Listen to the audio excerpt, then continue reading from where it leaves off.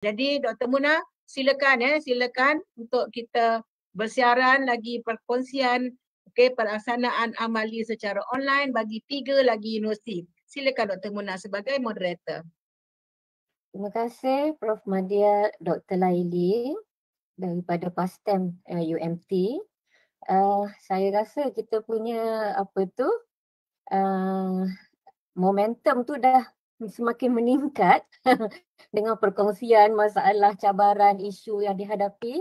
Jadi saya rasa saya teruskanlah sahaja dengan 3 panel kita yang baru ni yang untuk sesi kedua. Saya bagi pihak Asasi Council lah. Sebelum tu saya ingin juga mengucapkan ribuan terima kasih kepada Profesor Madia Dr. Laili yang spearhead kita punya sesi perkongsian amali online ni, dan juga dengan sokongan Asasi Council pengerusi Prof. Saifullah. InsyaAllah kita sama-sama dapat mempelajari ataupun berkongsilah amalan-amalan yang terbaik dalam kita menghadapi suasana yang mungkin tidak begitu menentu lagi pada masa ini ya. Setakat ni nampak macam lega sikit tapi kita tak tahu apa yang akan mendatang. Jadi untuk persediaan kita, insyaAllah kita dapat, moga kita dapat mendapat belajarlah daripada each other. Okey, jadi untuk tidak melengahkan masa, saya akan bukan saya memperkenalkan, saya mempersilakan ya ketiga-tiga panel kita yang akan bersama kita untuk siri kedua ini. Okey, kita mohon sedikit pengenalan diri ya daripada panel-panel. Kita mulakan dengan Dr. Nurul Najidah binti Muhammad, iaitu pensyarah di Pusat Asasi Sains dan Perubatan Universiti Sultan Zainal Abidin, Terengganu. Silakan Dr. Nurul sedikit pengenalan diri. Boleh Dr. Muna. Okay. Assalamualaikum warahmatullahi wabarakatuh. Terima kasih kepada Dr. Muna, pengarah asasi UNIMAS, kepada panel yang lain, Dr. Rafidah daripada PASOM dan juga Puan Ruslina daripada UNIMAS, pensyarah yang lain dan juga peserta atau penonton untuk sesi pagi ini. So saya Nurul Najidah Muhammad, pensyarah di Pusat Asasi Sains dan Perubatan UNIZA. Telah berkhidmat di UNIZA selama 2 tahun, bermula daripada Februari 2020 sehingga sekarang. So a month before COVID tu berlaku, saya mendaftar berkhidmat di UNIZA. But before masuk ke UNIZA, saya mempunyai pengalaman mengajar di UiTM Tapah. So sedikit tentang diri saya, Dr. Muna. Ya, terima kasih Dr. Nurul Najidah. Kita akan terus mengenali Dr. Nurul sekejap lagi apabila beliau berkongsi dengan kita pengalaman ataupun apa isu dan cabaran mengadakan amali online ni. Ya, saya teruskan kepada panel kita yang kedua. Ini kita masih terbang di Sarawak lagi. Ini bersama dengan pensyarah kimia di Pusat Pengajian Pra-Universiti, Puan Wan Ruslina binti Wan Yusof. Puan Wan Ruslina, mohon perkenalkan diri anda. Okay, Assalamualaikum, salam sejahtera semua. Saya Wan Ruslina binti Wan Yusof, bertugas di Universiti Malaysia Sarawak selaku pensyarah kimia dan sekarang sebagai penyelaras kursus kimia lah.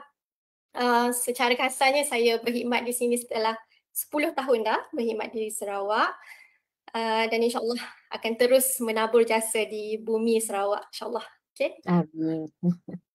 Okey, terima kasih Puan Wan Ruslina. Semangat itu memang sentiasa berkobar-kobar ya. Saya harap lepas PhD nanti anda akan terus bersama Pusat Pengajian Pra-Universiti dan menjadi pemimpin di masa hadapan di Pra-U UNIMAS. Dan kita ke panel yang ketiga, Profesor Madia Dr. Faridah Samsudin, pensyarah daripada Pusat Asasi Sains Universiti Malaya. Dr. Faridah. Okay, Assalamualaikum warahmatullahi wabarakatuh dan salam sejahtera. Boleh dengar ya? Clear. Boleh? Ya. Okey. Saya Faridah, pensyarah di Pusat Asasi Sains dan telah berkhidmat di Universiti Malaya selama 29 tahun. Saya rasa antara panel-panel saya yang paling tua kot. Dekat sini. Nampak muda lagi Dr. Farida, masih muda. Ya. Terima kasih. Okey, jadi buat masa sekarang saya memangku jawatan sebagai pengurusi bahagian kimia untuk Pusat Asasi Sains dan terlibat dalam berbagai-bagai AJK yang melibatkan kurikulum dan juga persediaan untuk kelas amali secara online. Itu saja dari saya. Okey, terima kasih Dr. Farida. Jadi kita teruskanlah macam siri yang pertama tadi juga, kita akan mulakan dengan pembentangan 15 minit ya, perkongsian daripada setiap panel. Dan kita after that kita akan ada sedikit soal jawab lah. Memandangkan masa pun kita ada lebih kurang sejam sahaja lagi. Jadi saya rasa kita insyaAllah kita boleh sempurnakanlah siri yang kedua ni. Jadi kita tanpa melengahkan masa, saya menjemput Dr. Nurul Najidah binti Muhammad untuk terus dengan perkongsian. Okay, terima kasih Dr. Muna. Saya ada share slide Canva di sini. Sekejap saya.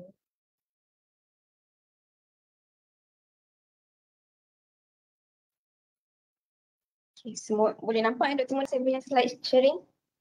Nampak clear? Okay. Sedikit perkongsian tentang apa yang dipraktiskan di PUSPA, Pusat Asasi Perubatan UNIZA, mengenai amali kimia semasa pandemik. So di PUSPA program ni adalah program 1 tahun yang mana ada 2 semester. So kita ada 2 kursus yang melibatkan amali kimia, iaitu yang pertama PAA 10304, Chemistry 1 pada semester pertama dan juga PAA 20304 pada semester kedua. Jadi tak adalah amalan yang terbaik, tapi kita boleh kata amalan yang diimprovekan lah daripada awal-awal dulu. So kita ada improvement sedikit. So this is what we do right now dengan kapasiti yang kita ada, dengan ruang dan kekangan dan juga kapasiti yang kita ada lah. So sedikit berkenaan dengan course outline, program outline, apa yang nak dicapai sebenarnya daripada 2 course ini dari segi laboratory skill-nya. So kedua course, chemistry 1 dan juga chemistry 2, kita nak tengok students punya practical skill, kita tengok dia punya demonstration in practical skill dalam dia punya lab work. So dalam kimia 1, chemistry 1 ada 5 practical. Practical 1 basic teknik, yang ini adalah kita kata sebagai introduction lab. Ini pada semester pertama, lab pertama pada semester pertama, students yang baru masuk ke asasi, so kita introduce dia dahulu dengan peralatan, alat radas, chemicals, cara-cara nak handle chemicals dan juga safety rules dalam makmal. So untuk praktikal pertama ni, kita tak minta students untuk hantar lab report, tak ada observation, marking pun tak ada dekat sini. So itu just introduction lab kat situ. And then barulah kita proceed kepada praktikal 2 sehingga praktikal 5, which is cover topik general chemistry dan juga topik physical and inorganic chemistry. Itu yang dalam kimia 1. Dalam kimia 2, semester kedua, chemistry 2, so student dah ada sedikit, orang kata dia ada pengalaman 1 semester buat lab. So dalam kimia 2, chemistry 2 ni dia advance sikit lah dia punya lab topik tu. So it more about physical dan juga organic chemistry lab work. So ada 5 praktikal juga dalam kimia 2. So kedua kesemua praktikal ni amalan di Pusat Asasi Sains dan Perubatan UNIZA, amalan di PUSPA. Lab biasanya kita jalankan pada 1 hari yang sama. Dalam 1 minggu kuliah tu kita khususkan 1 hari. Biasanya hari Selasa, dulu hari Selasa, so sekarang kebiasaan hari Rabu lah. Hari Rabu tu kita khususkan untuk makmal sahaja, so tak ada kuliah on that day. Sama ada minggu tu akan dibuat makmal untuk subjek kimia ataupun makmal untuk subjek fizik ataupun biologi, di alternate. So kalau minggu ini adalah makmal kimia, so minggu depan adalah makmal untuk fizik. So ada about 136 pelajar. So 136 pelajar ni akan buat makmal sekali dalam masa yang sama dah, pada hari yang sama. So kalau sedikit timeline berkenaan dengan pengenalan makmal semasa COVID ni daripada COVID bermula pada Mac. Saya masuk pada Februari 2020, so a month after ada outbreak pandemic on March. So at that time masa tu lah pada semester kedua batch 2019-2020. Luckily untuk batch tersebut dia dah habiskan 4 praktikal. So tinggal 1 saja praktikal yang tidak dapat dijalankan. So at that time kita sepakat mengatakan bahawa it's okay lah yang praktikal kelima ni kita omit. Sebab kita dah ada cukup observation, kita dah ada cukup student, dah ada cukup skills untuk ke semua lab.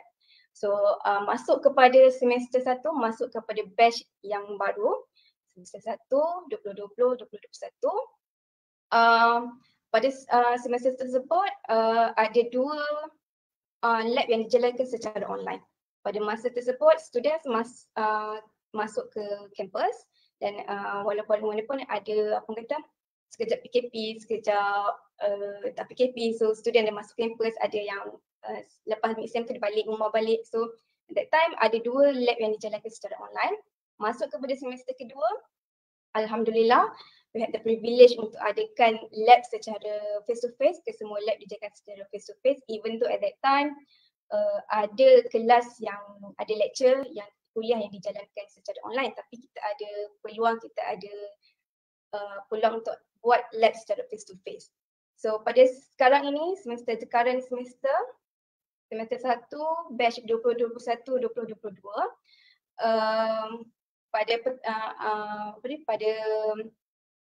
daripada awal SEM sehingga mid SEM, sekarang ni adalah minggu mid SEM. So pada awal SEM sehingga sekarang lab tu dijalankan secara online. So in the coming lab, sebab sekarang student dia tengah kemasukan pelajar. Sekarang Puspa tengah menerima kemasukan pelajar. So almost about 90% daripada pelajar akan masuk ke Puspa. So untuk itu lab akan dijalankan secara hybrid. So pada maksudnya dalam SEM ini lab akan ada 2, satu secara online, satu lagi adalah secara hybrid. So untuk hari ini saya ceritakan sedikit tentang lab secara online dan secara hybrid ini. So lab yang secara online ini macam mana dia dijalankan. So macam biasalah kalau lab face to face pun akan ada lab manual. And from the lab manual, student kena buat contoh. So untuk even though dia adalah lab secara online, so student pun kita tetapkan student untuk buat contoh juga. Walaupun dia tak masuk ke lab, dia kena ada sediakan contoh sebelum dia melihat recording video, recording eksperimen yang kita buat. So lepas dia ada contoh, dia kena tengok recording video yang kita dah record awal dan kita upload di YouTube. So dia kena observe data daripada video tersebut, dia kena observe data, dia kena observe perubahan yang berlaku semuanya. And then lepas kita dah bagi masa je untuk tengok recording video, kita akan buat satu live session. Live session ni hanya interaction, maknanya kita nak tanya dia, kita nak tengok feedback dia, kita nak tanya soalan, ada interaction dengan students berkenaan dengan recording video yang dia tengok. So kalau ada soalan kat sini, ada student tanya kenapa apparatus, kenapa A kena campur dengan B, why not B campur dengan C. So kita akan ada soal jawab dekat situ. Dan juga semasa live interaction ni kita akan buat kita akan buat sedikit quiz. Kita akan tanya student ni, nak tengok dia punya kefahaman tentang lab tersebut. And then lepas kita dah habis sesi interaction dengan student secara live melalui Google Meet, dan student kena hantar datasheet on the same day, hari yang sama dia kena hantar datasheet, dan seminggu selepas dia kena hantar lab report lah. So all these things, semua benda ni, link video, kat mana nak submit datasheet dan lab report, semua dilakukan melalui platform e-learning. Okay. Dalam lab manual tu juga, kita ada pre-lab question, dan pre-lab question kita tu lebih kepada kita nak dedahkan students technical part of the lab work. Contohnya soalan tu eksperimen 2 kita nak dia nak synthesis of satu compound, and daripada synthesis tu kita nak tahu berapa dia punya molecular formula dia. So akan ada lab itu akan melibatkan pemanasan. So dalam pre-lab question kita tanya kenapa, tengok contoh soalan kat sini, kenapa bahan itu tidak ditimbang semasa panas. So itu adalah technical reason, technical part of the lab work. So student kena tahu kenapa tak boleh timbang waktu panas, crucible tu kenapa nak tunggu sejuk dulu, apa beza kalau kita timbang semasa panas dengan sebelum panas. So itulah pre-lab questioning untuk kita tahu student aware of the practical technical reason of the practical lab. Jota, kenapa kita tetapkan juga students untuk buat jota dan upload jota di dalam lab report. Sebab daripada jota tu kita boleh tahu student punya skills, adakah student tu menggunakan apparatus yang mengikut manual yang diberi. So dia kena interpret the manual, dia kena fahamkan manual dan dia kena jot down apa yang dia perlu dia buat. So dari situ kita boleh tahu adakah student tu tahu nak menggunakan apparatus yang betul. Contohnya untuk timbang berat zinc powder atas weighing balance. So macam mana student tu nak transfer zinc powder daripada reaction bottle masuk nak timbangkan dalam weighing board. So menggunakan apa? Adakah menggunakan spatula ataupun menggunakan main timbang tuang macam tu je. So kita tengoklah daripada punya jota. So kalau dekat student punya jota ni dia lukis spatula kat sini. Maknanya cara yang betul lah. Sama juga contohnya yang glass rod ni. Untuk kacau, untuk stir the solution, kita kena guna apparatus apa? Boleh ke kita stir solution tu menggunakan spatula? Ataupun the correct way is stir solution itu menggunakan glass rod. So daripada jota kita boleh evaluate dia punya kefahaman dia dalam menggunakan apparatus, kefahaman dia dalam menjalankan lab secara betul. So waktu live interaction akan ada sesi Q&A session. Kita akan tanya student. Sebelum student, kalau student tak tanya, kita tanya juga. Biasa kalau kita tanya student macam lambat nak bagi soalan kita. So kita tanyalah student apa yang dia faham sebenarnya tentang lab report, recording lab hari tu. And then ada for some practical kita akan buat quiz. Contohnya kita akan buat quiz menggunakan quizzes. Practical 1, basic introduction to laboratory skill. Ini adalah contoh quizzes yang kita jalankan. Simple quizzes yang tak ada ambil markah apa-apa. Dia punya tujuan utama, objektif dia adalah untuk kita tengok student punya understanding, dan kedua untuk kita createkan sesi yang interaktif, sesi yang fun learning. Seterusnya, daripada recording video, student akan develop dia punya observation skill dan macam mana dia punya skill untuk interpret data. So itulah tujuan kita bagi recording video. So recording video ni kita record before the experiment dan kita upload di YouTube.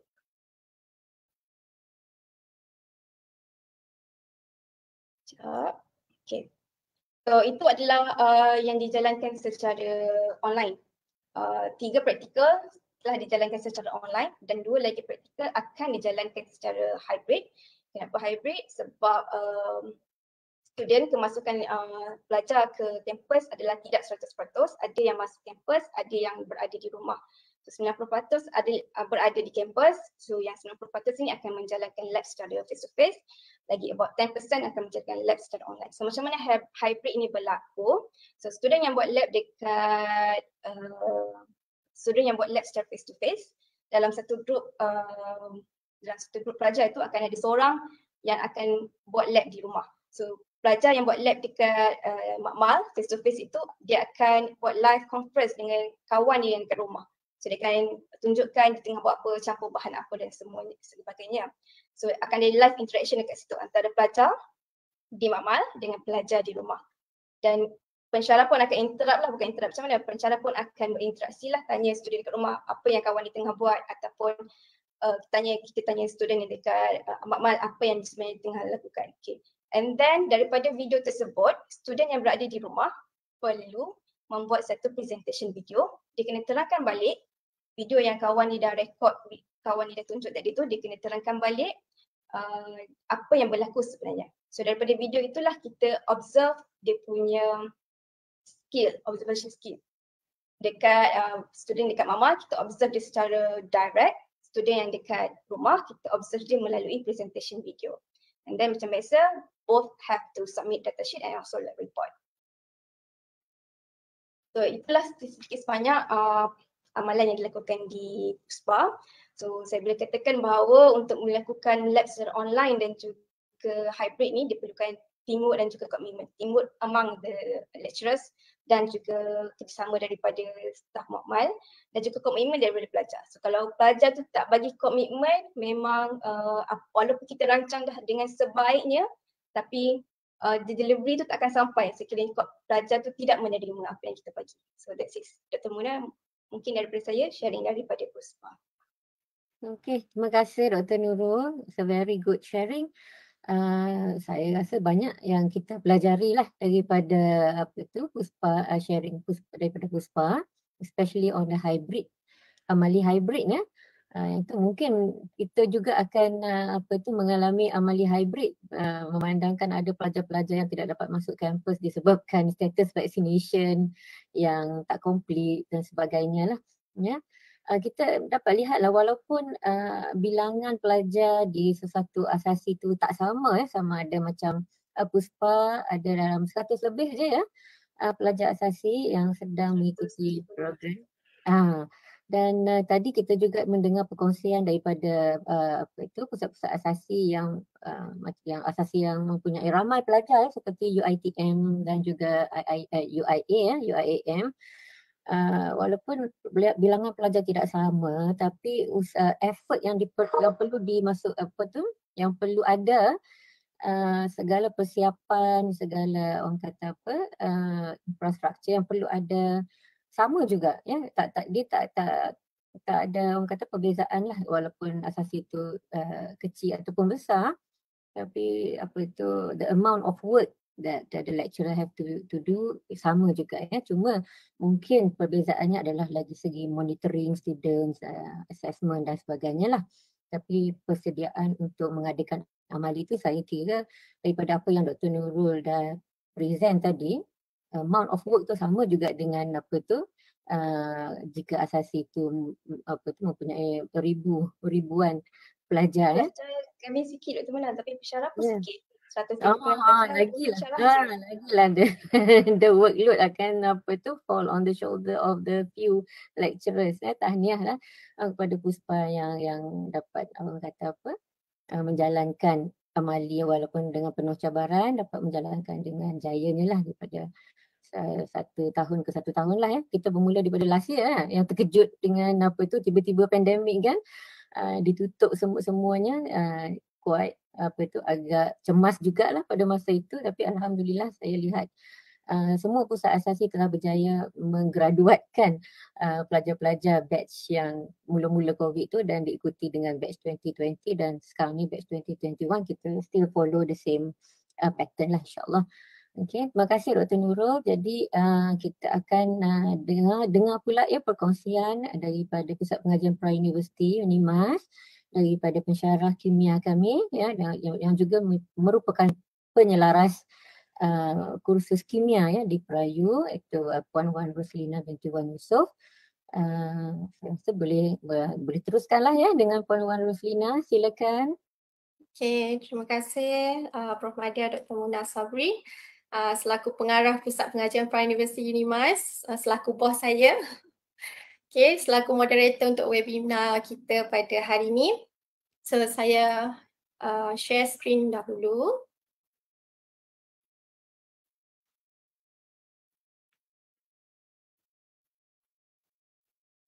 Okay, semua boleh nampak ke? Belum.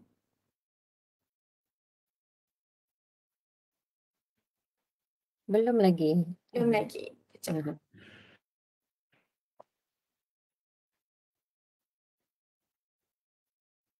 Okay. Dah nampak kan, Doktor? Nampak. Boleh ke slideshow kan dia? Slideshow kan dia. Besarkan dia.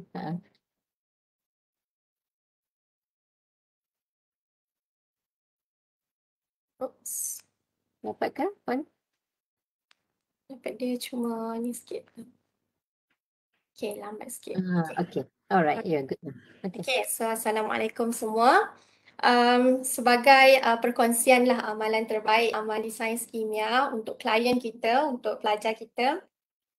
So saya kongsikan sedikit apa yang telah kami laksanakan semasa kita dilanda oleh wabak COVID pada tahun 2020. Baik, alhamdulillah kita berjaya mengatasinya. Jadi sebagai sedikit pengenalan untuk kursus kimia di PPPU Unimas, kod kursus kami adalah PRK 1016.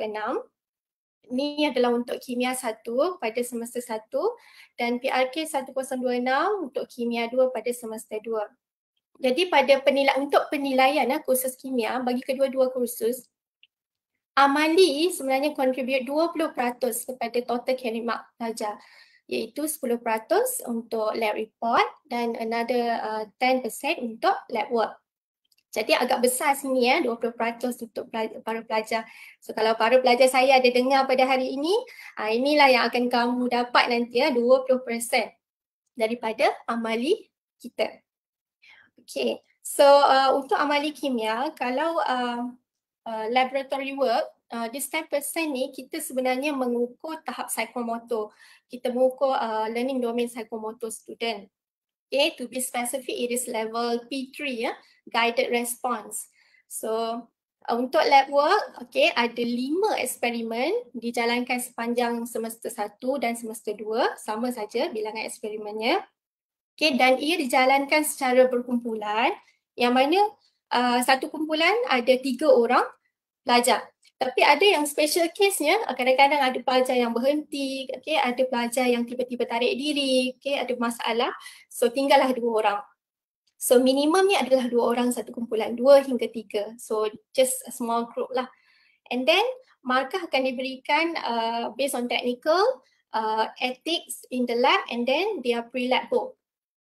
Okay, so ini adalah markah untuk lab work kalau kita lakukan secara face to face.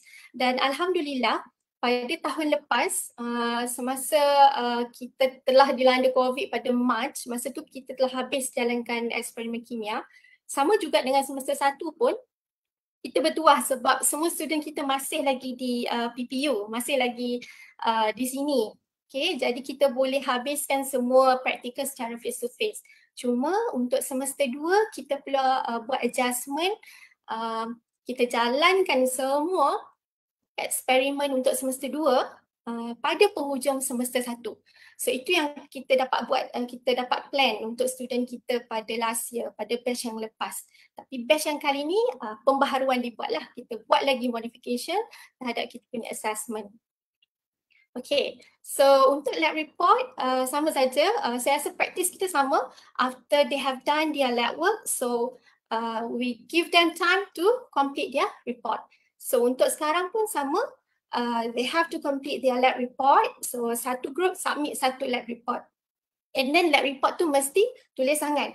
Kita kenapa kena tulis tangan handwritten ni, sebabnya satu perkara yang kita nak elakkan semasa online adalah mereka cuba meniru. Sebab sekarang canggih, ada macam-macam apps yang boleh convert. Contohnya just screenshot saja dan convert kepada Word. So kita tak nak benda tu berlaku, so kita minta student untuk tulis sendiri.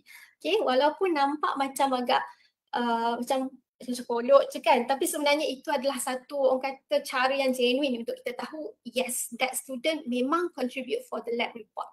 Okay.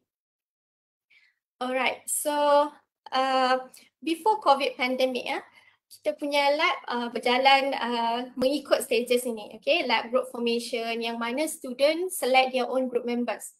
So kita ada 1 hari untuk student tu, bukan 1 hari, 2 jam kita allocate 2 jam untuk student pilih dia punya group member. Okay, saya masih dapat didengari kan?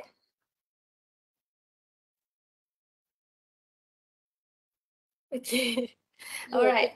So, okay, untuk lab schedule, okay, sebelum COVID pandemic, okay, lab session ni dijalankan pada waktu petang, okay, 2 hingga 5 petang, selama, bukan selama, macam 3 hari lah kita ambil 3 hari untuk jalankan eksperimen tersebut. Sebab kimia ni diambil oleh semua student, physical student dengan hayat student. So kita perlukan 3 hari untuk kita complete satu eksperimen. Okay, and then before diorang masuk lab, okay, students need to prepare pre-lab document. So it is A4 size thin book and one for each group. Okay, so pre-lab ni penting lah kalau untuk student masuk lab. Dia macam passport, okay. If you don't have this passport, you don't have this pre-lab document, then jangan masuk lab, okay. Sebab apa? This is to give the rough idea lah for the student apa yang diorang buat, okay, untuk lab tersebut. Okay, bukan sekadar masuk, buat amali je, tengok-tengok kawan, okay dah siap, no. Okay, pre-lab ni penting untuk kita tahu rough idea of the students, okay. And the preparation will be based on the lab manual.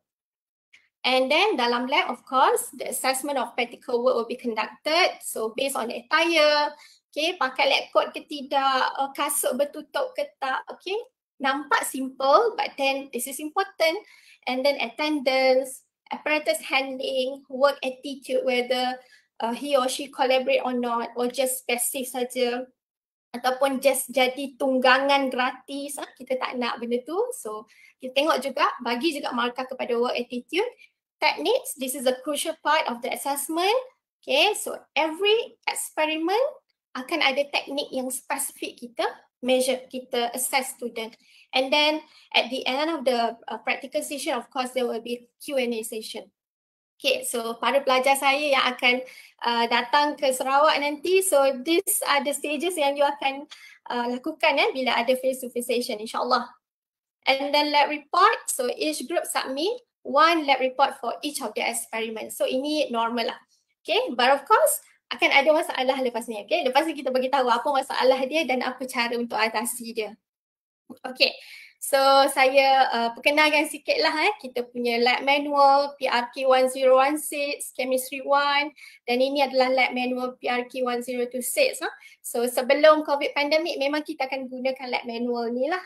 Dan student dapat tengok, dapat beli lab manual. And then pre-lab document, okay, ini adalah contoh sampel yang telah dibuat oleh student kita. Okay, so inilah yang kita nak idea sebelum diorang buat eksperimen tersebut. Okay, so diorang kena come up dengan lukisan, okay, untuk setiap step dalam eksperimen tersebut. Okay, assessment of lab work, so ini masih lagi dilakukan, okay, walaupun pandemik. Tapi insyaAllah kita akan buat face-to-face lab work lepas ni. Akan ada physical lab work. So kita akan assess based on this criteria lah. Okay. So kalau audience dapat tengok untuk date, objective title, procedure. Ini adalah untuk pre-lab book. Passport tadi. Nak masuk lab. Tunjukkan passport yang ada ini. Okay. Criteria, the attendance, attire, apparatus handling, work attitude. And then Q&A. Teknik 1, teknik 2. So basically dalam satu eksperimen akan ada 2 teknik yang kita akan assess. Okay. Alright, so the lab report. So after COVID, sebelum COVID ataupun during COVID, memang student need to prepare lab report based on this item lah. Okay. Mesti ada introduction, objective and sampailah ke reference. Okay. Attachment raw data dengan on-time report submission ni macam bonus mark jugalah untuk bantu student kita. Untuk sebenarnya untuk galakkan diorang menghantar dengan lebih awal. Okay, apatah lagi kalau online kan. Online ni student selalu terlupa. Tak payah cakap student, pensyarah pun lupa tentang due date. So ini sebagai bonus lah. Okay. So lab report, okay, ini adalah contoh lab report batch lepas, okay, yang mana diorang perlu complete lab report tu and then submit via online. So submission will be done melalui through eLeap platform. eLeap maksudnya kita punya e-learning platform yang disediakan di Unimas. Kita sangat bertuah sebab ada e-learning platform ni yang dipanggil sebagai eLeap dan sangat membantu para pensyarah untuk disseminate ataupun deliver any notes, any reading materials, any instructions dekat dalam tu. Okay, sebab selama ni pun memang kami didedahkan dengan blended learning. So alhamdulillah bila ada blended learning ni dia dapat membantu jugalah sikit sebanyak bila kami berdepan dengan COVID pandemic ni. Okay. So during the COVID-19 pandemic, of course, semua asasi akan mengalami proses yang sama implikasinya terhadap kita. Dari segi lab group formation, kalau tadi student dapat pilih sendiri lab partners, tapi sekarang we lecturers or the course coordinator need to assign group members, okay? Sebab dah tak ada peluang untuk berjumpa, so kami assign. And lab schedule pun perlu ada adjustment. Kalau tadi kita just jalankan waktu petang, tapi sekarang kita jalankan pada waktu pagi dan petang. Walaupun dengan hanya berbekalkan 8 orang pensyarah dan 10 orang lab demo, tapi alhamdulillah mampu juga untuk jalankan sesi ni dalam 2 sesi dan kita buat secara penggiliran lah. Okay. Memang penat, tapi itulah yang hakikat yang kita perlu hadaplah sekarang. Dan untuk sekarang, untuk batch yang sekarang, kami telah buat hybrid lab. Maksudnya ada eksperimen yang kita lakukan secara online, fully online, dan ada eksperimen yang dilakukan secara face to face. Okay, so kalau pelajar saya dengar sekarang ni, eksperimen yang telah dijalankan online, yang kita telah jalankan adalah satu eksperimen pertama kita. So eksperimen yang kedua sedang berjalan secara online dan 3 lagi eksperimen kita akan jalankan secara face to face nanti. Okay, so alhamdulillah berdasarkan last batch kita dah jalankan secara hybrid juga, yang mana 5 eksperimen, kita ada 5 eksperimen, 4 eksperimen kita jalankan secara fizikal dan 1 eksperimen dijalankan secara online. Dan alhamdulillah saya rasa semua okey. Sebab pemilihan eksperimen yang tepat juga perlu sebab tak semua eksperimen ni kita boleh jalankan secara online sebab ada spesifik teknik yang kita perlu assess. So kalau eksperimen yang melibatkan taking observations, tengok colour change, so that one, yes, kita memang yakin untuk buat secara online. Okay, so that's why pemilihan eksperimen tu kami cukup teliti lah yang mana nak buat online, yang mana perlu physical face to face. Okay, so pre-lab preparation sekarang dah tak ada. Okay, sebab dah COVID, we have to reduce contact hour, we have to implement this SOP yang baru, social distancing. So seating arrangement would be different in the lab. Okay, so untuk kurangkan contact hours, so dah tak ada dah pasport tadi. Okay, so instead of pre-lab document, so kita just upload saja lab manual ke dalam e-lib dan kita sediakan video briefing. Macam yang doktor daripada UiTM tak silap saya dalam siri 1 tadi dia cakap pensyarahlah jadi scriptwriter, pensyarahlah jadi director. Yes, kat sini pun sama. Saya rasa semua asasi sama sebab video briefing, bila menyediakan video memang semuanya adalah kita yang kena sediakan. So kami sediakan video briefing untuk membantu student untuk memahami eksperimen tersebut lah. Itu tujuan video briefing tersebut. Okay, and then practical work, yang ini dijalankan sebab kami ada hybrid tadi, ada online dan F2F. Maka untuk online practical, individual practical assessment are conducted. Okay, so untuk online kita jalankan individual practical assessment. Okay, dan untuk face to face masih lagi dalam kumpulan. Okay, individual practical assessment ni adalah kuis sebenarnya. Okay, kuis yang student, yang pelajar perlu jawab dalam e-lib platform tadi. Okay, so kita sediakan kuis yang melibatkan skill. Contoh, saya ambil contoh eksperimen yang telah lepas. Spesifik teknik, crucial teknik yang kita assess adalah how the student weigh mass of zinc powder. Macam mana pelajar timbang zinc powder? So kita akan buat video. Kita akan demo kan satu video tu, daripada from the start, daripada switch on, analytical balance, kita tunjukkan one by one sampailah off analytical balance. So setiap step yang crucial kita tunjukkan dalam video tersebut. Maka kuis yang dijalankan adalah berdasarkan video. Dan rata-rata alhamdulillah student dapat jawab. Okay, dan saya harap itu bukan satu cubaan menirulah semua tu daripada effort student insyaAllah. And then come out dengan lab report. Okay, so implikasi implikasi kepada kita waktu COVID, of course, kalau dulu dekat bench, dekat lab tu tak ada X mark, sekarang perlu ada X mark to ensure that ada jarak 1 meter antara student lah.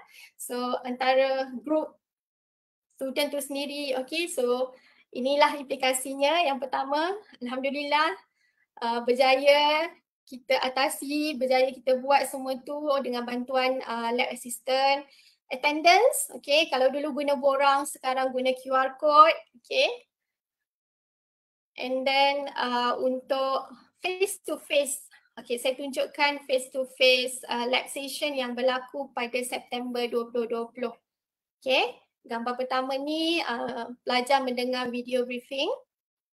Okay, video yang sama yang kita upload 2 hari sebelum eksperimen dan akan dimainkan semula pada eksperimen tersebut dalam masa 15 minit. Okay, just untuk recap balik, untuk student, bantu student recap balik apa eksperimen ni sebenarnya. Dan ini adalah eksperimen yang student lakukan, time creation yang student lakukan waktu COVID pandemic. Okay, semua muka serius lah, sebab kita nampak mata je, semua pakai mask.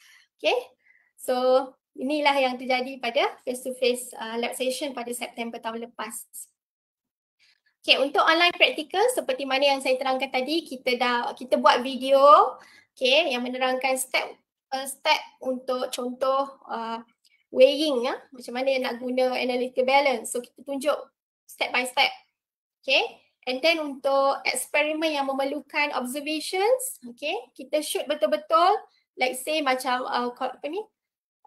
when hydrochloric acid is added into zinc powder. So what is the observation? So observation ni student perlu catat dalam lab report nanti. Okay, so online practical dalam bentuk quiz kita lakukan dekat dalam e-lab platform. So sebenarnya dia dibuka selama 1 minggu. Okay, untuk student buat preparation 1 minggu, tapi nak jawab quiz ni 15 minit je. Okay, so alhamdulillah saya nampak markah student pun bagus. Okay, so bila tanya student adakah practical skill ni dia dapat belajar practical skill ni melalui online dengan baik ataupun tidak, rata-rata menjawab okey ya, dia orang dapat belajar sedikit sebanyak practical skill melalui online practical. Okay, lab report. Okay, ini adalah salah satu pembaharuan yang kami lakukan semasa COVID ya, yang mana lab report kami sediakan template, kami guide sebenarnya, sebab bila online agak susah untuk kita consult dengan student. So kami sediakan satu template yang mana kami guide terus apa yang you all kena buat dalam lab report tersebut. Sebab previously lab report kami adalah memang start from zero, from scratch. You have to write your own introduction, write your own discussion. So interpret sendiri, okay? Sebab face to face. Sekarang disebabkan online, maka kami guide. Kami guna template. So rata-rata student alhamdulillah suka. Okay, so itu saja daripada saya perkongsian sebelum dan sewaktu kita terkena COVID ni. So harap ia memberikan input yang baik kepada semua. Okay, sekian. Terima kasih. Saya serahkan semula kepada pengarah PPU saya, Dr. Munah Sabri. Hari ni saya jadi moderator Ina. Dia tak lari daripada bos kan? Oh, tak lari ya. Kena buka lah topi bos ni. Okey, terima kasih pada Puan Wan Roslina, satu perkongsian yang saya kira jelas. Habis semua dia cerita. Saya harap rakan-rakan yang mendengar perkongsian ini mungkin boleh orang kata yang mana baik boleh kita share bersama, dan yang mana boleh di-improve kita akan improve sama-sama ya. Dan macam Wan Roslina beritahu tadi, kami alhamdulillah lah kebetulan ya kita dapat membawa masuk pelajar-pelajar untuk adakan juga face to face amali. Tapi macam mana pun dia masih juga kena disuplementkan dengan online ya, sebab kita tak cukup masa untuk menjalankan semua amali secara face to face. Jadi kita ada half-half lah ya, separuh face to face, separuh online ya. Tapi peristiwa pula, suasana yang macam ini telah memberi satu pengalaman saya rasa yang berhargalah kepada kami dan terutama sekali para pensyarah kimia ya. Yang saya tahu di Pusat Pengajian Perai Universiti UNIMAS, mereka dalam masa transisi ya, daripada full face to face kepada online, memang semua put their best effort lah to make sure that the program runs smoothly and tak ada interruption in order to for our students to finish or to complete their programs on time ya. Dan untuk saya rasa yang cabaran yang utama ialah untuk menjaga, orang kata apa, memonitorkan ataupun memotivasikan pelajar-pelajar ni apabila dia berada online, dia dah jadi macam jauh sikit daripada kita ya. Jadi motivasi pelajar untuk to sustain their interest in their studies, that is very very important. Dan saya dapat melihatlah usaha-usaha para pensyarah macam-macam dia orang buat sampai ada yang jadi recording artist, ada yang jadi director, ada yang jadi actor, actress ya. Semua semata-mata untuk make sure that the students are being kept online and so far alhamdulillah saya rasa memang berjaya. Usaha-usaha murni para pensyarah bukan di Perayu sahaja ya, saya yakin di semua pusat-pusat asasi dan matrikulasi juga our lecturers are being given extra workload lah, extra untuk mengonlinekan pelajaran-pelajaran yang biasa dibuat secara face to face. Memang kena letak extra effort and alhamdulillah it's being done and kita dapat feedback daripada pelajar pun rata-ratanya pelajar memang menyambut baiklah macam mana kita ada transition daripada face to face kepada online tu. Alhamdulillah semua dapat ikut dengan ni lah. Cuma adalah satu dua yang ada masalah tu, yang tu kita cuba kita bantu setakat mana yang kita dapat ya. Dan daripada pengalaman kami yang mempunyai masalah internet dan ataupun devices kita ada laptop ataupun handphone, smartphone apa semua ni, sebab pelajar-pelajar asasi ni dia belum ada, orang kata apa, belum boleh buat PTPTN so on ya.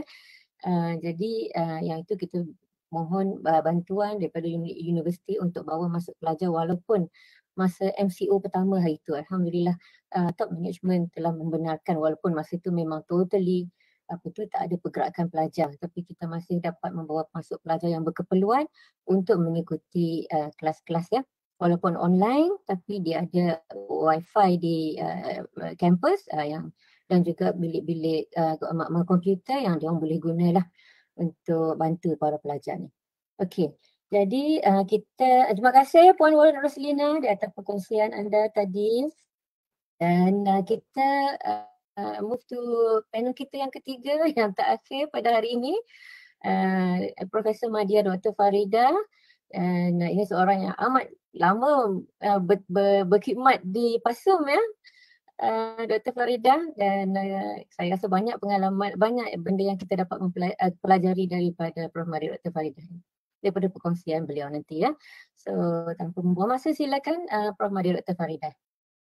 Okey, terima kasih Dr. Muna. Jangan puji lebih-lebih. Saya pun belajar juga walaupun dia punya pengalaman 29 tapi dalam pandemik ni kita kata semua orang baru rasanya.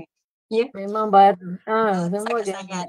So jadi sebelum saya teruskan tentang perkongsian tentang macam mana kami mengendalikan kelas makmal sewaktu pandemik ni, izinkan saya untuk perkenalkan sedikit ringkas sahaja tentang PASUM. Dan mungkin ada yang tahu, ada yang tak tahu. Kita tahu PASUM ni dia punya pelajar tu agak ramai setiap tahun. Lebih kurang kita menerima 1,000 orang pelajar setiap tahun. Dan pelajar-pelajar ini dibahagi kepada 2 aliran di mana kita namakan sebagai aliran hayat dan juga aliran fizikal.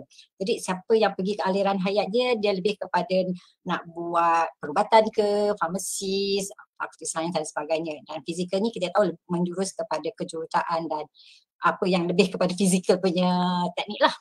Jadi di PASUM kita ada juga makmal dan setiap pelajar ni, seorang pelajar sahaja mereka mempunyai 3 makmal yang berbeza, iaitu dia kena buat makmal kimia, dia kena buat makmal bio bagi yang ambil aliran hayat, dan juga kita ada makmal fizik.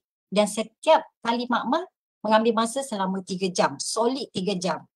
Dan disebabkan kita punya pelajar tu ramai 1000, maka kita kena habiskan dalam tempoh seminggu tu 3 makmal, di mana kita orang kena buat pagi petang. Maksudnya kalau sebelah pagi daripada Isnin sampai hari Khamis, makmal akan bermula dari jam 10 pagi sehingga 1 tengah hari. Manakala di sebelah petangnya bermula dari 2 sehingga 5 petang. So memang solid lah 3 jam. Cuma pada hari Jumaat disebab kita ada solat Jumaat, kelas diawalkan pada pukul 9 sehingga pukul 12. So sebelah petang memang kita tak adalah kelas amali untuk hari Jumaat. Okay. Jadi memang agak pack lah kalau orang kata budak-budak PASUM ni pack, memang betul saya akui daripada pukul 8 pagi sampai 5 petang, start dengan tutorialnya, dengan kuliahnya, dengan amali, and then one more thing bagi makmal kimia kita kena hantar report pada hari yang sama. Maksudnya dalam tempoh 3 jam tersebut, sebelum ni saya cerita pasal fizikal, 3 jam dia buat eksperimen, and then sebelum dia keluar daripada bilik makmal tu dia kena hantar laporan apa yang dia buat pada hari tersebut. Jadi memang pelajar-pelajar kita kena orang kata pandai bagi masa lah. Sebab dalam satu makmal tu dia akan mendengar penerangan daripada demonstrator, and then dia akan buat eksperimen, dan dia kemudiannya akan lakukan penulisan laporan. Okay. So kita tahu pandemik bermula pada 2019 akhir Disember kan. Jadi pada waktu tu kita masih lagi physically buat makmal. And then memang dah hujung-hujung bagi pelajar-pelajar yang sesi 2019-2020 tu dia dah merasa nak buat fizikal. So kita pun tak ada masalah. So kita memang happy lah selama ni memang kita buat fizikal. Tapi bila masuk PKP yang pertama iaitu pada 18 Mac 2020, itulah saat yang orang kata menyeramkan kita. Sebab apa? Kita akan menghadapi kemasukan pelajar baru bagi sesi 2020-2021, dan kepada ketika itu pelajar tak boleh masuk. Kalau ikutkan kita punya pendaftaran adalah pada Jun. Jadi pada Jun tu pelajar mendaftar tapi pelajar berada di rumah. Dan kita kena mengendalikan kita punya tutorial, kita punya lab dan juga kuliah semua secara online. Dan kami walaupun dah lama, PASUM tu dah 40 tahun wujudnya daripada 1977, tapi kita kata pengalaman baru bagi kami sebab kami tak pernah menghadapi saat di mana kita kena buat makmal secara virtual, secara dalam talian. Jadi macam saya dalam bahagian kimia ni kami mempunyai 9 orang pensyarah dan 6 orang pegawai perkhidmatan pendidikan yang lebih dikenali sebagai guru sains lah. So kami berbincang 15 orang ni menggunakan kepala 15 orang ini berbincang bagaimana kita nak cuba buat satu makmal di mana dia mirip kepada apa yang kita buat selama ni. Dan kami mempunyai buku panduan makmal. Kami rasa tak perlu tukar sebab kita nak pelajar tu merasa apa yang pelajar-pelajar sebelum ni buat. Jadi kita kena fikir bagaimana kita boleh applykan apa yang pelajar-pelajar sebelum ni buat dengan keadaan virtual ni. So datang satu idea, memang bila saya dengar daripada kita punya perbincangan hari ini, semua orang datang dengan idea membuat video sendiri. Begitu juga kami membuat video sendiri dengan orang kata tak tahu kemahiran. Masa itulah orang kata handphone menjadi satu device yang paling utama. Bagi orang-orang muda ni cepat, macam saya ni dah agak-agak dah hujung-hujung sikit ni, agak lambat sikit lah. So dengan adanya kita punya staff-staff yang muda-muda ni, kita menggunakan masa, jika diberi peluang saja masuk ke dalam UM tu, kami mengambil masa tersebut untuk buat video. So buat video kita setkan dalam 3 hari dan saya bagikan beberapa kumpulan untuk buat. Kita ada dalam satu semester kita ada 16 eksperimen. Bagi satu kod kita ada 4 eksperimen. So bagi pelajar asasi dia ada 4 kod untuk kimia, subjek kimia. So bagi setiap satu kod subjek kimia dia ada 4 jenis eksperimen. So total pada satu semester dia mesti ada 16 eksperimen. So kami terpaksa kejar masa ni masa yang diberi peluang masuk ke dalam kampus untuk buat eksperimen 16 ni. So kami menggunakan kemahiran kita punya staff. Jadi staff yang mengajar adalah pensyarah, yang buat demo biasanya kita punya guru sains. Jadi guru sains ni akan buat eksperimen tersebut secara fizikal, kita ambil gambar and then dibantu oleh pensyarah untuk memastikan apa yang diajar di dalam kuliah disampaikan sewaktu makmal nanti. So kita ada pantauan di situ. Kita tak lepaskan pada satu pihak saja. Kita semua bekerjasama, pensyarah tengok apa yang dibuat, eksperimen tu berjalan lancar ataupun apa perkara yang perlu diambil perhatian, kita berbincang. Dan bila dah siap pun kami adakan juga sesi di mana kita kata vetting untuk tengok video. Kalau ada kesilapan kena buat lagi sekali ataupun kita buat pembetulan, kalau tak boleh masuk kita buatlah bagaimana cara sekalipun agar kita boleh sampaikan apa yang perlu pelajar-pelajar tahu. Okay, so saya kongsikan, saya tak tahu lah sebab semalam saya tak dapat hadir simulasi. Saya harap saya boleh share.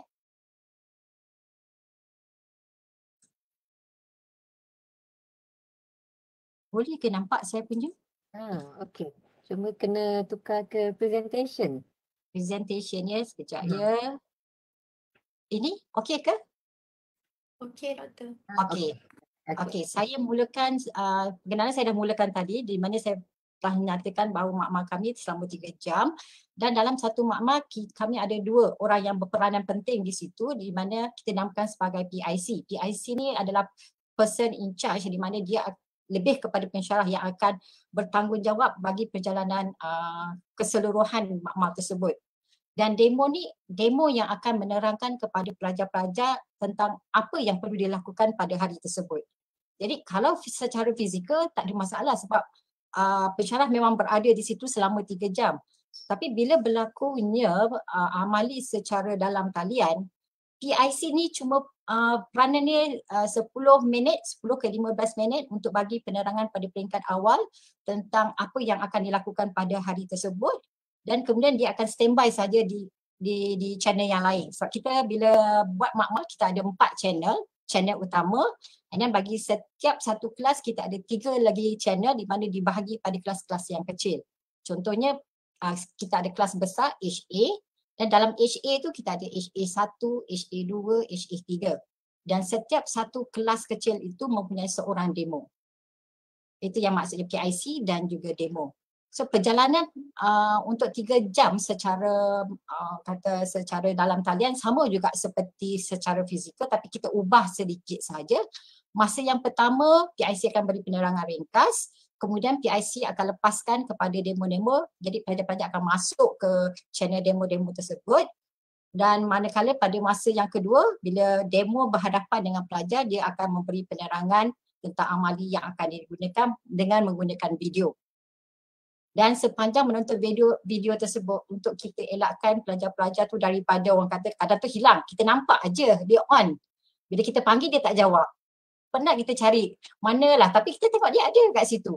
Sama ada dia tertidur, dia on, dia pergi mana-mana makan ke apa-apa, wallahualam. Sebab kita kebanyakan pada waktu ni kita tak galakkan pelajar buka kamera sebab kita tahu berat. Sebab ada kalanya sebab kita tahulah masalah internet kadang pelajar tu hilang ke apa. Jadi kita elakkan untuk pelajar buka kamera sewaktu perjalanan kelas. Ada masa bila kita panggil kita minta buka, dia kena buka lah.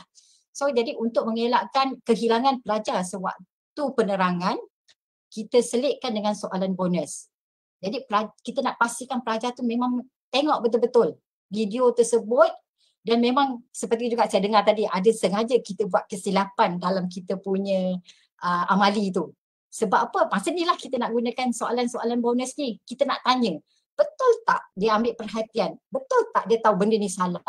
Dekat situ kita akan bagi markah bonus. Jadi markah bonus biasanya dalam satu kelas kita sediakan dalam 5 sahaja. Dan kita tak benarkan pelajar yang sama untuk dapat 5 markah bonus. Kita bagi peluang. Because untuk amali ni, setiap satu eksperimen pelajar akan dapat 20 markah. 20 markah. Jadi kalau kata dia tak boleh kumpulkan solid 20 markah, so soalan bonus yang akan menolong dia. So jadi untuk mengelakkan daripada seorang pelajar saja dapat soalan bonus, kita dah hadkan kalau anda dah jawab kali pertama, so tak boleh jawab soalan yang kedua. Ini tujuannya markah bonus. Lepas tu pada masa yang keempat, selain daripada menonton video, pelajar-pelajar juga perlu menjawab soalan teknik dan teori. Soalan teknik ni maksudnya daripada segi kita melakukan eksperimen tersebut, apa perkara yang perlu kita ambil perhatian. So kita nak bagi kefahaman kepada pelajar, bukan setakat kita, demonstrator tu menerangkan saja, tapi kita nak masukkan apa input-input yang penting dalam kepala student, kita buat soalan teknik. Jadi kalau dia dengar betul-betul penerangan and then dia baca sebelum datang ke makmal, dia tahu nak jawab. And then bagi soalan teori lebih kepada perjalanan eksperimen itu sendiri. Ini kami lakukan melalui spektrum. Jadi senang je lah. Maksudnya kita punya demo tak perlu tanda, dia automatically. Ini bagi tahun bagi sesi 2020-2021 di mana kami tak ada pengalaman. Kami tak ada pengalaman dan kami cuba untuk menjalankan kelas amali secara orang kata secara dalam talian. Okey, bagi makmal kimia, kita ada juga markah yang diberi untuk kemahiran insaniah. Apa yang membezakan dengan markah yang saya terangkan sebelum ni adalah kemahiran insaniah melibatkan pelajar perlu buat pembentangan secara kumpulan. So jadinya dia punya perjalanan makmal tu agak berbeza, di mana masa yang pertama sama juga PIC akan memberi penerangan ringkas, dan bila masuk aja masa yang kedua di mana demo bersama dengan pelajar, demo akan memberi penerangan tentang rubrik markah yang akan diberi pada waktu perbincangan nanti, sebab kita nak supaya pelajar tahu kat mana markah yang dia akan dapat nanti.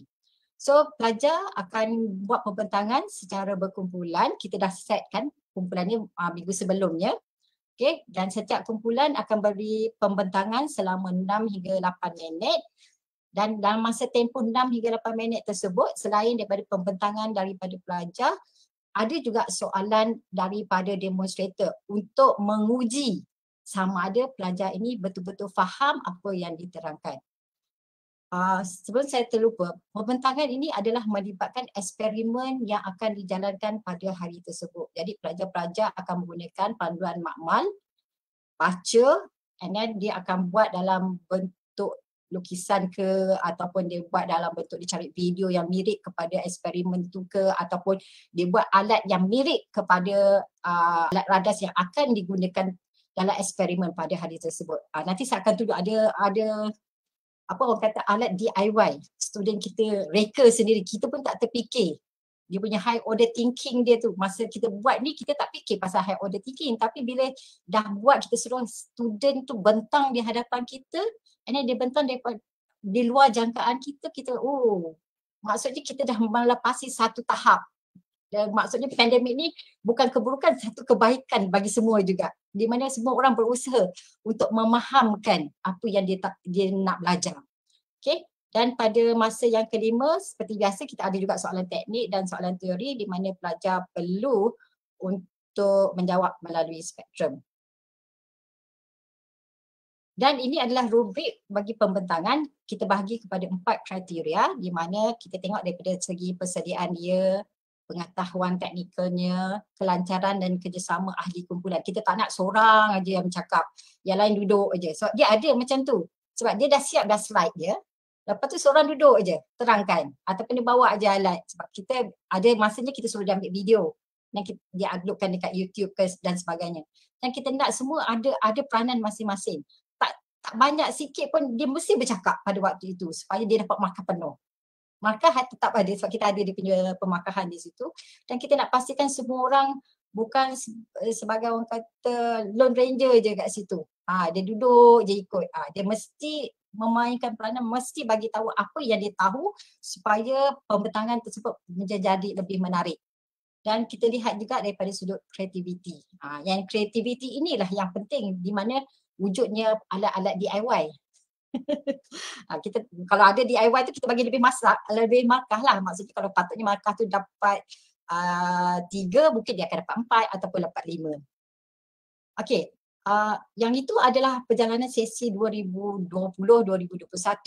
Tapi selepas 1 tahun berlakunya pandemik dan kita tahu bahawa sesi 2021 juga pun tak boleh juga buat secara fizikal, maka kami menggunakan apa yang ada, video yang selama ni ada, sebab kami tak menggunakan video-video daripada YouTube atau sebagainya, sebab kami menggunakan usaha kami sendiri untuk terbitkan video dan kita buat kita punya simulasi di situ. Okay, jadi dekat sini kami tambahkan satu untuk lebih menarikkan kita punya perjalanan makmal, di mana kami tambahkan simulasi dan penulisan laporan. Kenapa saya buat begini? Kenapa? Disebabkan pelajar kita bagi tahun sebelumnya sesi 2020-2021 mereka tak ada peluang untuk tulis laporan dan mereka tak ada peluang untuk masuk ke dalam makmal.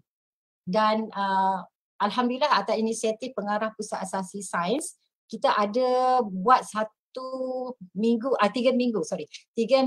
pada hari Sabtu yang kita namakan sebagai makmal kimia, di mana kita letak list siapa-siapa yang nak hadir, kita sediakan bahan kimia, peralatan dan mereka boleh tulis nama dan kita akan pastikan mereka buat dengan pantauan demonstrator.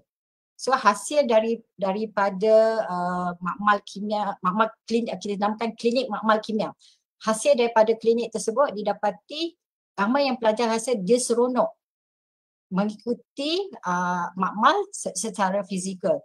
Yang selama ni dia dengar melalui dalam talian saja, dia tak boleh pegang peralatan. So bila dia pegang peralatan, dia rasa seronok dan dia rasa macam teruja. Dia faham lebih apa yang diterangkan sebelum ni. Dan satu yang saya nampak adalah bila pelajar tu mendengar penerangan makmal secara dalam talian dan kita tunjukkan gambar sahaja peralatan tersebut, mereka cuma dengar, cuma input sahaja teori. Tapi bila kita bagi secara fizikal alat-alat tersebut, diorang tak tahu macam mana nak handle.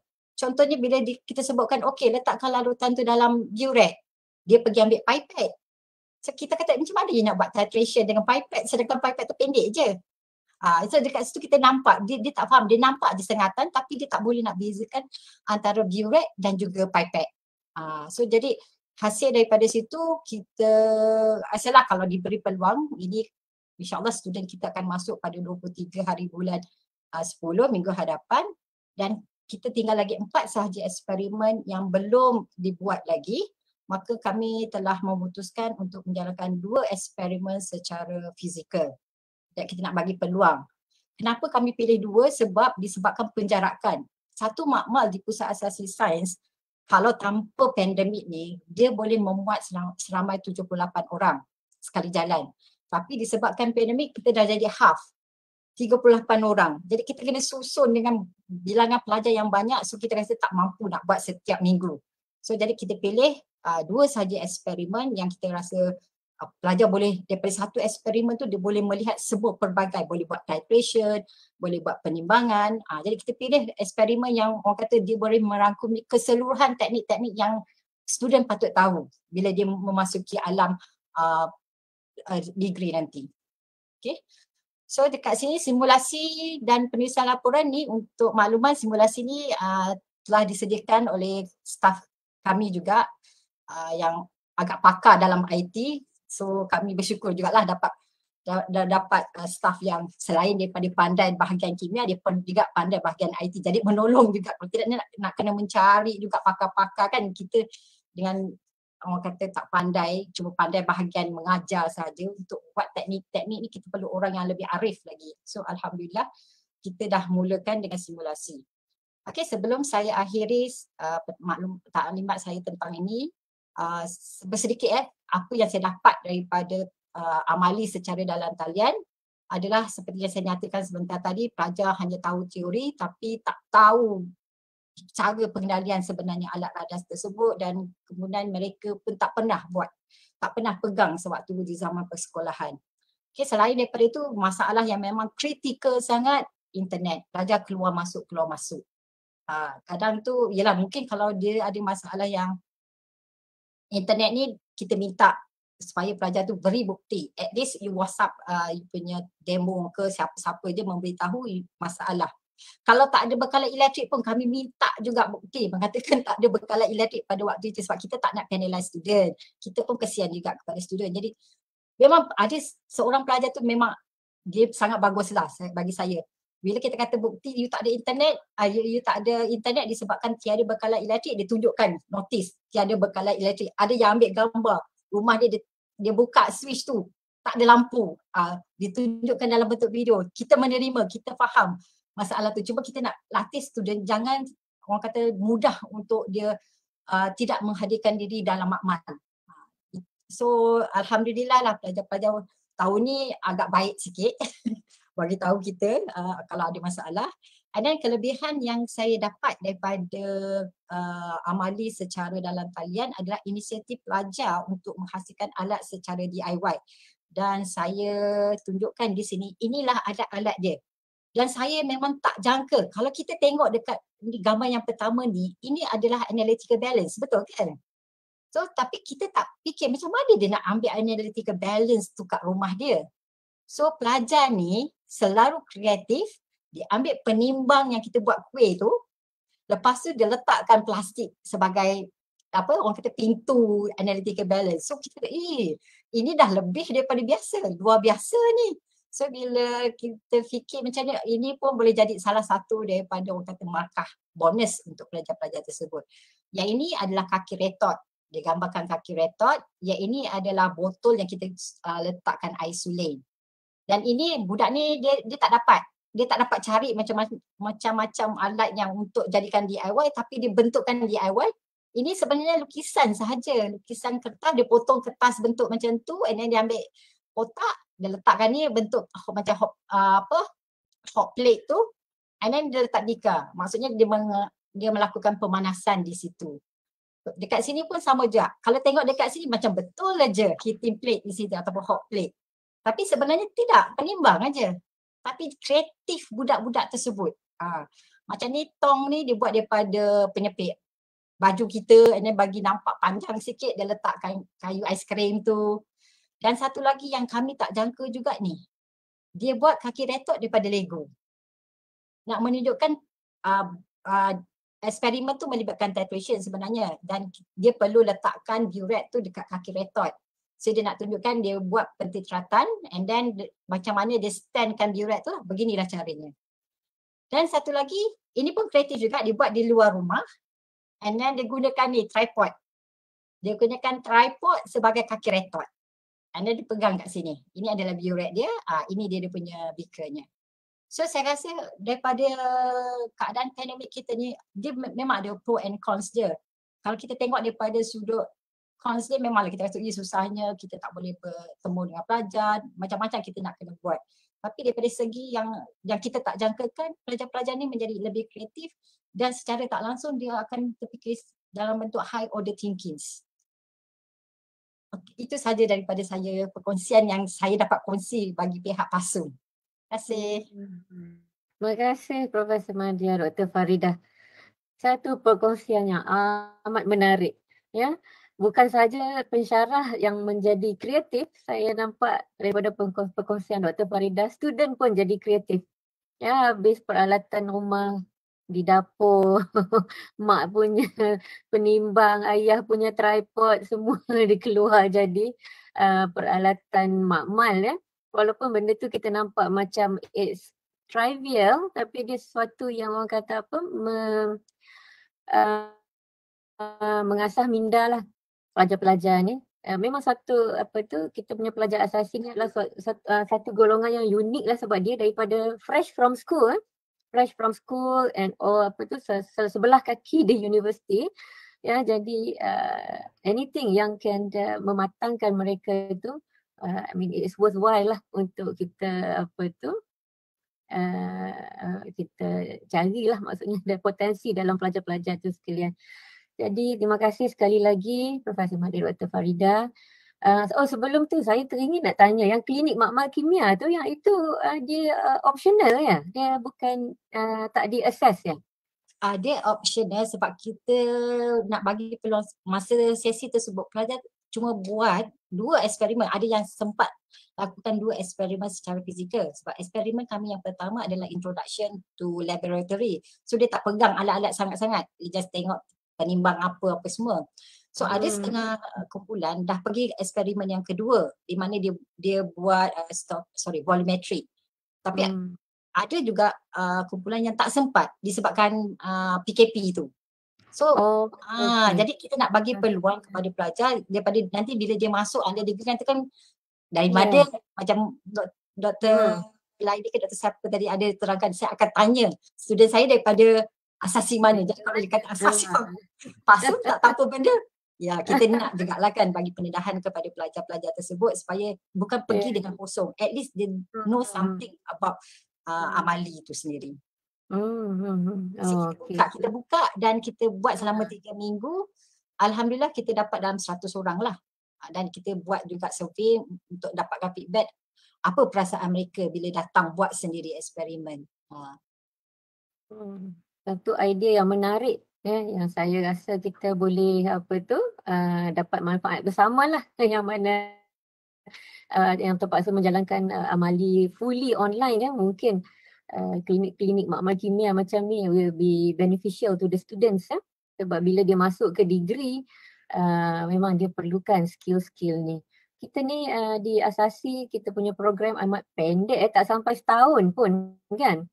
Dia daripada sekolah nak masuk ke degree, dia punya bridging adalah di asasi. Ya. Dan asasi yang tak sampai setahun ni, we don't have the luxury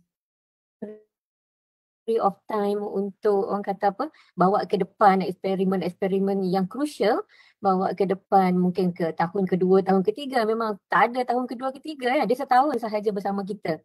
Kalau macam degree dia ada luxury of time lah, maksudnya kalau first year tak boleh buat physical, second year mungkin dia boleh kumpulkan amali-amali yang memerlukan skill ni untuk dibuat secara face to face Jadi saya rasa perkongsian yang telah kita lakukan pada hari ini amat bermanfaat sekali sebab macam mana pun kita terpaksa juga menghadapi suasana pandemik yang tidak begitu orang kata yang tak menentu ni.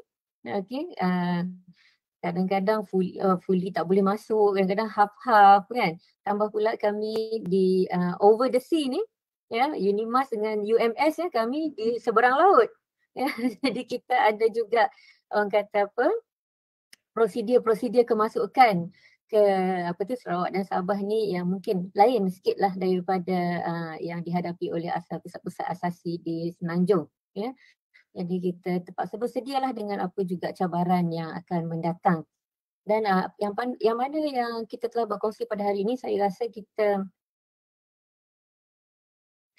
bagi pihak Unimas saya rasa kami banyak belajar benda-benda yang baru daripada sama ada daripada aspek orang kata teknikalnya, appsnya, package online-nya hinggalah kepada yang dikongsikan oleh Dr. Faridah tu dari segi soft skill-nya semua kan mungkin kita dapat guna untuk menambah baik kita punya proses pengajaran pembelajaran di asasi-asasi di Universiti Awam Kita semua asasi Universiti Awam ni kita di bawah satu payung Jadi sharing good practice macam ni kan saya rasa bersama dengan pusat-pusat matrikulasi juga ada bersama kita pada pagi ni.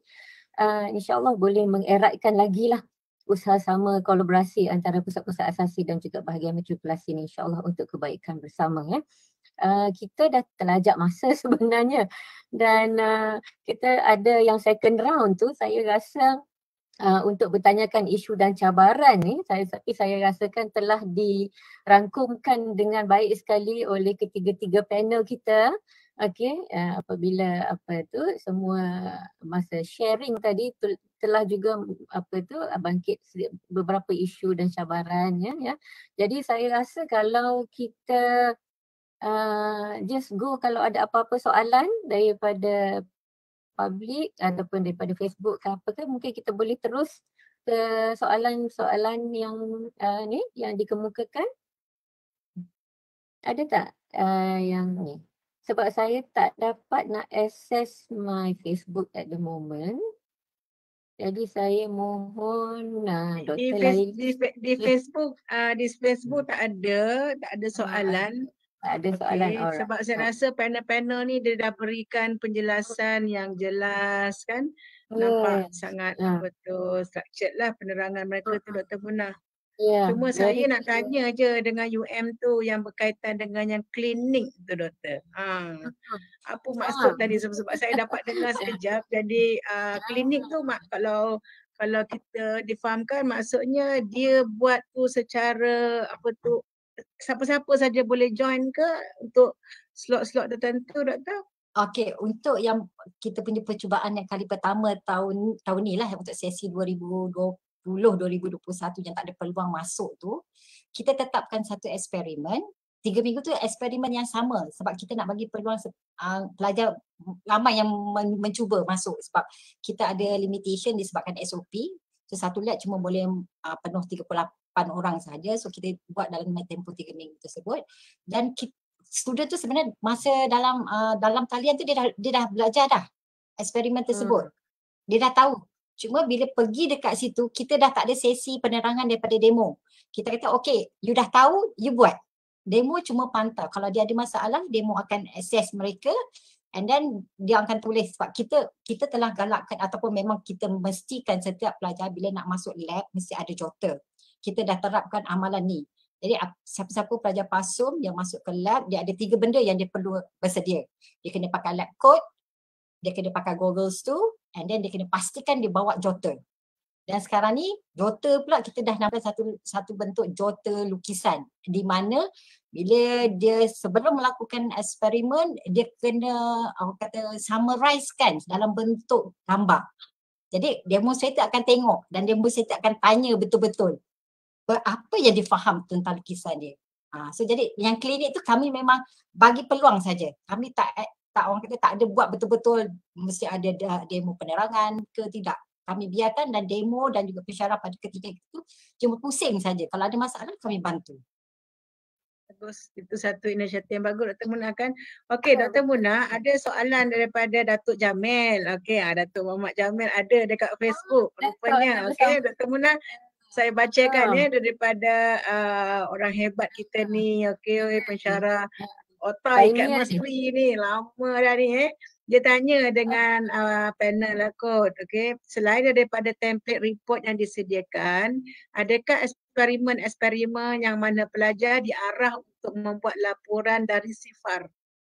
Maksudnya kan kalau dia tengok tadi tu report tu dah macam half cook.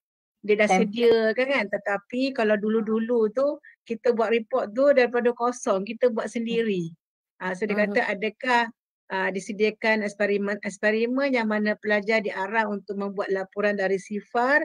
Ini adalah untuk membiasakan pelajar dengan penulisan laporan ke cara lazim. Jadi maksudnya dengan cara penulisan laporan ke cara lazim. Dulu kala begitulah kan, dia tak bagi apa-apa dengan muka depannya kita kena buat sendiri kan, and then kita buat tajuk, pendahuluan. And then kita sendiri. Sekarang ni budak-budak ni fill in the blank je, diisi ruang-ruang tu. Jadi mungkin adakah antara 3 panel boleh jawab, adakah latihan itu diberikan kepada pelajar? Dr. Laili boleh izinkan saya menjawab? Ya, doktor sila doktor. Ya. Datuk Jamil tu bos saya dulu. Ya.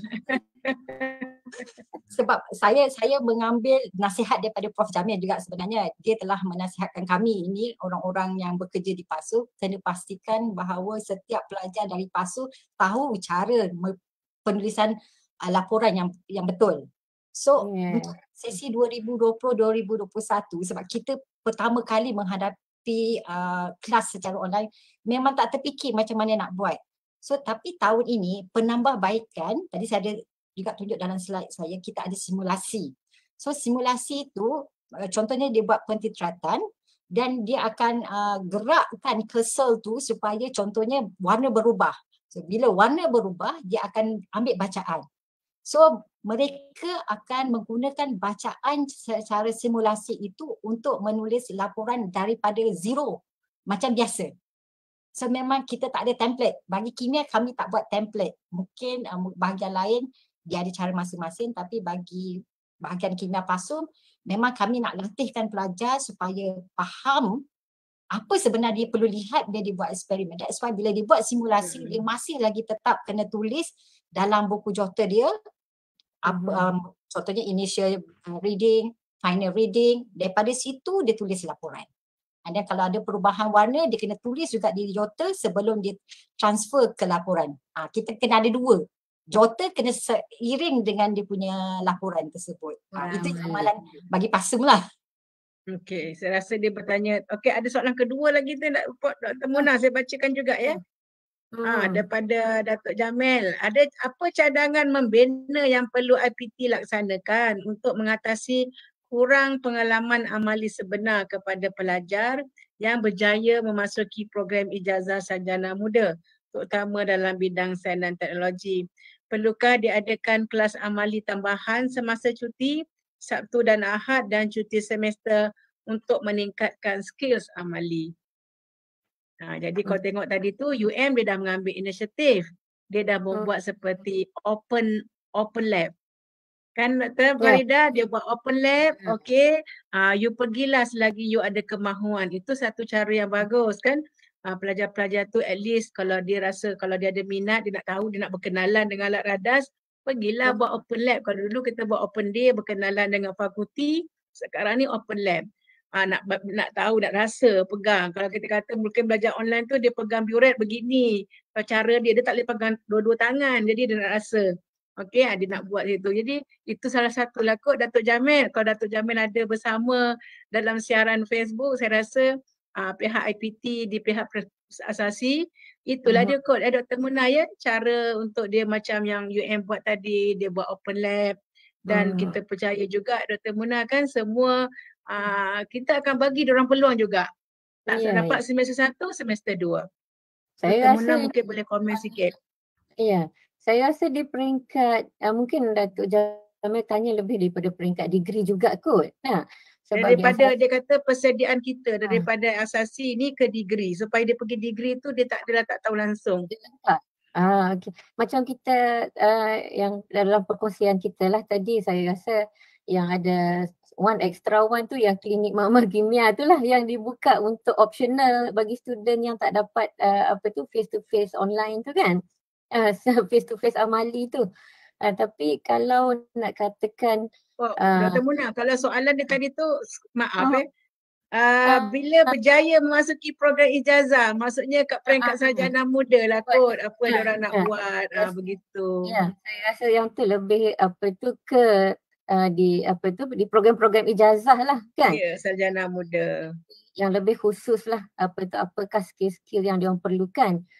Tapi kalau kita lihat masa ni tak semua program ijazah tahun pertama yang dapat masuk ke kampus ya. Sini masih yang berkeperluan. Saya punya menti pelajar saya sains kimia tahun 1 last year daripada SEM 1, SEM 2 tak masuk langsung.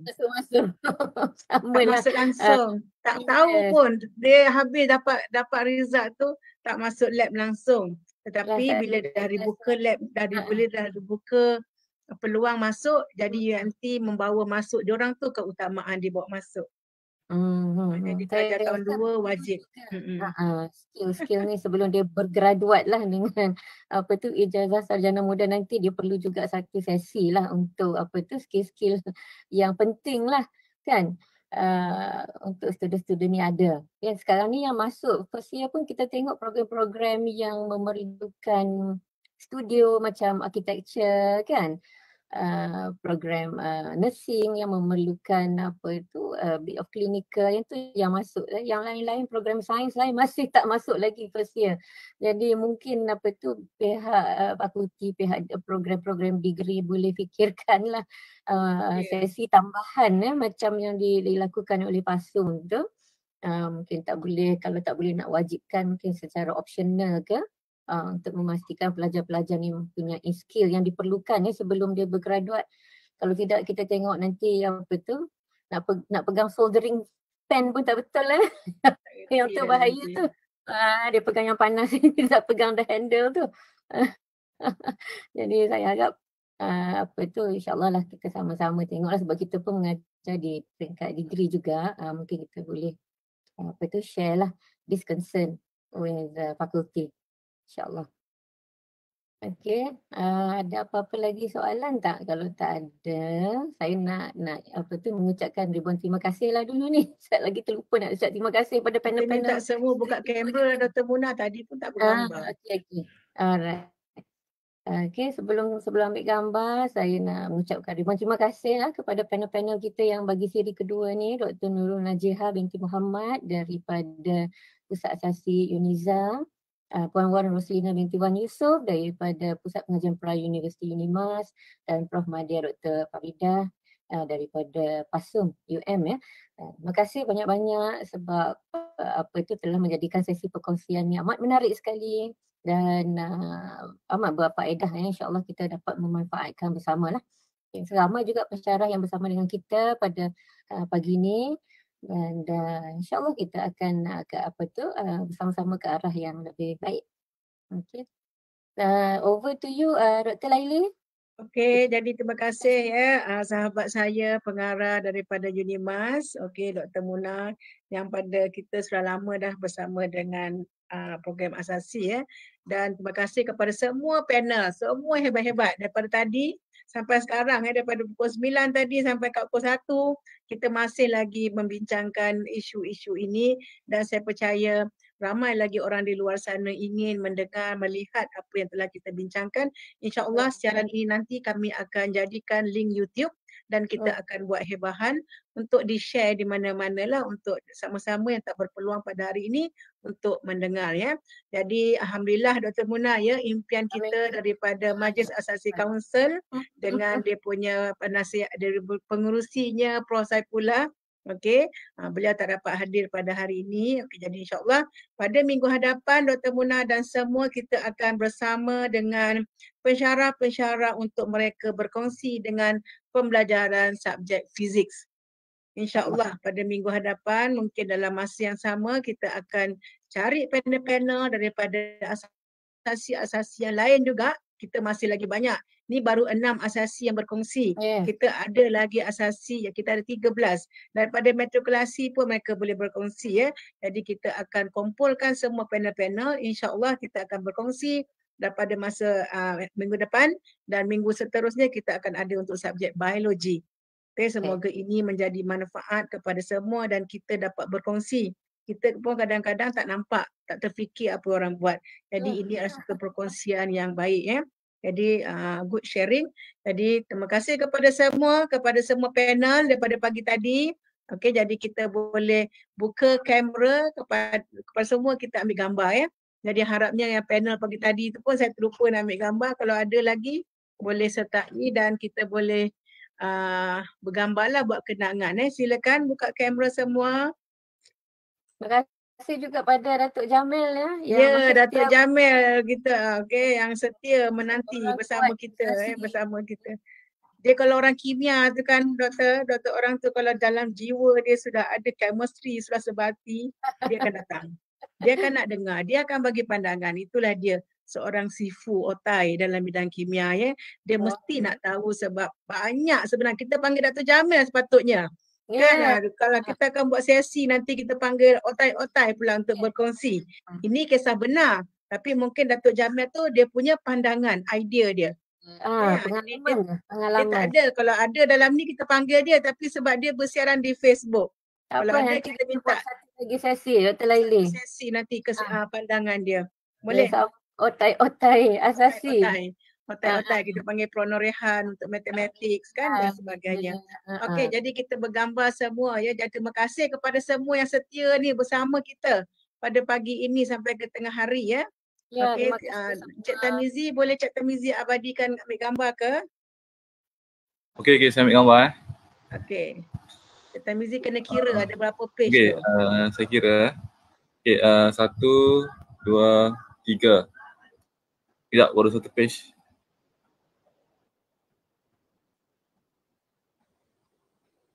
Kira Okey. Senyum je, semua senyum je. Okey, sekali lagi. Okey, 1, 2, 3. Ya, saya nak save. Tekan dekat window tu, tekan screenshot je. Screen. Okay, satu lagi. 1, 2, 3. Okay, dah. Terima kasih semua. Terima kasih semua amat kita hargai ya. Jadi satu saya rasa akhirnya impian ini menjadi realiti. Lama dah kita hasratkan program ini dan akhirnya hari ini Dr. Munah ya kita dapat jadikan realiti setelah melalui pelbagai cabaran walaupun dalam mood yang bercuti. Sekarang ni tengah bercuti ni masing-masing minggu pertama boleh merentas kan.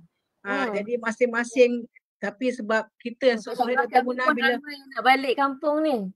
Bila saya gunakan pengarah je, bila pengarah masing-masing, okey Prof tolong, jadi masing-masing bila arahan pengarah semua kena ikut lah ni kan. Jadi pengarah-pengarah pun sebab kita dah terdelay Alhamdulillah ya, jadi mungkin dalam keadaan bercuti kita curi sedikit masa, jadi Allah akan berikan kebaikan kepada semua yang telah berkongsi pada hari ini insyaAllah.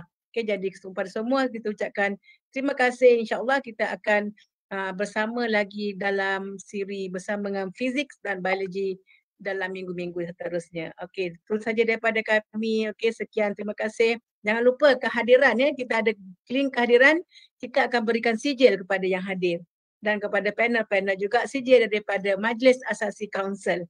Okey, ini peringkat nasional sijil yang mahal ni. Okey, jadi terima kasih kepada semua. Okey, Dr. Munah jauh daripada Sarawak sana tu ya. InsyaAllah. Okay. Kepada tim teknikal saya, Cik Tamizi ni juga tim teknikal bersama Puan Farah yang menjaga StreamYard di di Facebook. Jadi pensyarah semua pun dah sekarang ni dah pandai dah. Dia buat streaming dan juga sebagainya. Teknikal jaga kat studio sangat multitasking. Ya, sekian terima kasih daripada saya kita ucapkan dan kita jumpa lagi insya-Allah. Terima kasih semua. Terima kasih. Assalamualaikum. Selamat berhujung minggu. Ya. Alright. So Dr. Munah turun ke nanti meeting kat Melaka? Tidak kot. Yang 1 November tu kan? 1 ke 4? Kami ambil hybrid. Online dia boleh hybrid Dr. Munah? Sebab masih lagi terpaksa membuat swab nak masuk kan. Jadi kita hybrid dulu. Okay, so Dr. Marina ada tu. Dr. Marina setia daripada pagi tadi. Dr. Marina jadi moderator minggu untuk biologi. Okay. InsyaAllah. Okay. Saya tengah try nak masuk link participant tu. Attendant ke? Attendance. Tak boleh? Tak tahulah, saya tengah cuba. Tak apa, saya cuba lagi. Boleh, tak apa. Nanti Tamizi akan bagi link tu dekat grup tadi lah. Tapi kalau bagi grup yang tak ada pun isi nanti. So okay, Dr. semua. Take care. Thank you very much. Waalaikumsalam. Okay ya, thank you.